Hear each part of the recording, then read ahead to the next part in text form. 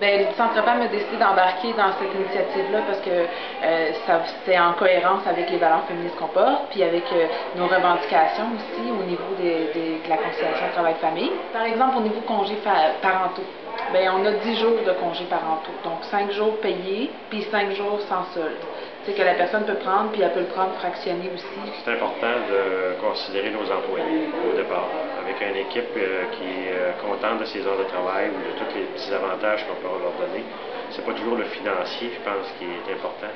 C'est la flexibilité qu'on peut avoir envers eux. À ce moment-là, eux aussi sont flexibles envers nous. Si on a un rendez-vous, des fois comme à l'hôpital le matin, une prise de sang, ils sont en retard un peu, on n'en tient pas rigueur. Ils nous disent, hey, on va peut-être être en retard un peu, il faut savoir, on a une prise de sang à prendre.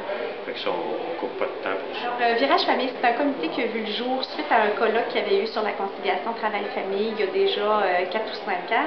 Et ce comité-là a décidé d'aller dans des actions très, très concrètes comme une certification qui était remise aux entreprises qui faisaient preuve de mesures exemplaires en matière de conditions de travail en conciliation travail-famille. Alors, c'est une première au Québec, ça ne se fait pas du tout ailleurs.